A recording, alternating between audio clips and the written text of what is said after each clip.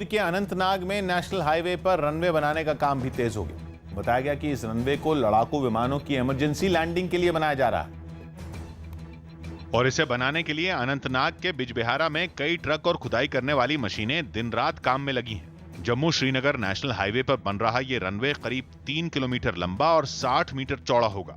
भारतीय वायुसेना इस रनवे के काम को जल्द पूरा करना चाहती है और इसके लिए उस कंपनी को भी निर्देश दिए गए जिसके पास रनवे बनाने का ठेका है। हमें आदेश मिले कि जल्द से जल्द हमें ये काम पूरा करना है और हम इस काम को पूरा करने के लिए दिन रात लगे हुए हैं। बताया गया कि लड़ाकू विमानों की इमरजेंसी लैंडिंग के लिए बनाए जा रहे इस रनवे का इस्तेमाल युद्ध के हालात में भी किया जा सकेगा। ये मकसद है कि जब ज़रूरत पड़ेगी, जब भी कोई मुमकिन जंगी सूरत हाल होगी तो इस नेशनल हाईवे के इस पोर्शन को भी बतौर रनवे इस्तेमाल किया जा सकता है और साथ ही साथ जो ये नया रनवे तैयार किया जा रहा है इसको भी उस वक्त इस्तेमाल किया जा सकता है। नोएडा में बीती रात 3 अलग अलग इलाकों में पुलिस और बदमाशों के बीच मुठभेड़ हुई। इस मुठभेड़ में 3 बदमाश गिरफ्तार हुए। इन बदमाशों पर चोरी, लूट और फिरौती मांगने जैसे केस चल रहे थे। मुठभेड़ में तीनों बदमाशों को गोली लगी और इनको अस्पताल में भर्ती करवाया गया है। बदमाशों के पास से हथियार और बाइक भी बरामद हुई। नोएडा के सेक्टर 16 में हुई मुठभेड़ में चोरी के आरोपी के पास से बाइक और कारतूस बरामद किए गए। पुलिस की माने तो बदमाश की कई मामलों में तलाश चल रही थी। आसपास के पूरे एनसीआर के रीजन में वाहन चोरी का एक बहुत बड़ा गिरोह चलाता था। इसके ऊपर लगभग 14-15 मुकदमे हैं और भी पूछताछ की जा रही है। इसके गैंग्स में और कौन कौन लोग हैं और इसकी बातों से ही पता चल रहा था और इसका क्रिमिनल हिस्ट्री वगैरह हम लोग अभी पता कर रहे हैं।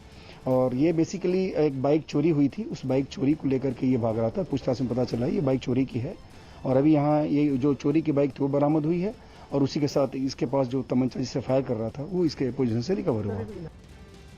नोएडा के सेक्टर 112 के पास हुई मुठभेड़ में एक 25,000 का इनामी बदमाश गिरफ्तार हुआ। आगरा के रहने वाले इस बदमाश पर फिरौती मांगने समेत 43 मामले दर्ज बताए जा रहे हैं। वहीं ग्रेटर नोएडा में हुई मुठभेड़ में एक बदमाश गिरफ्तार कर लिया गया जबकि दूसरा बदमाश फरार हो गया।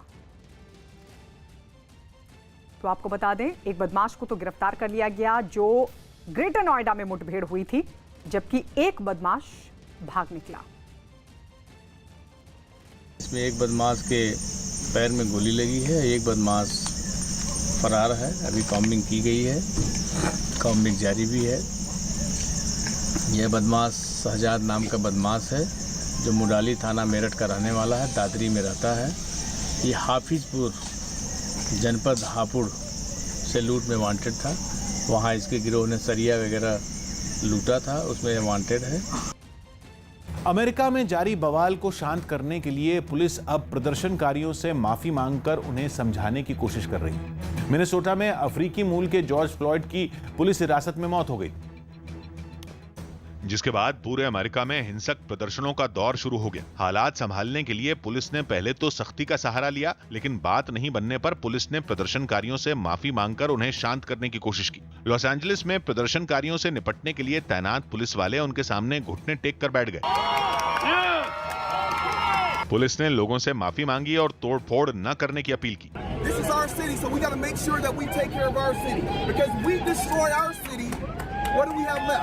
इसी तरह मिनेसोटा में नेशनल गार्ड का एक सीनियर अफसर प्रदर्शनकारियों से माफी मांगता नजर आया।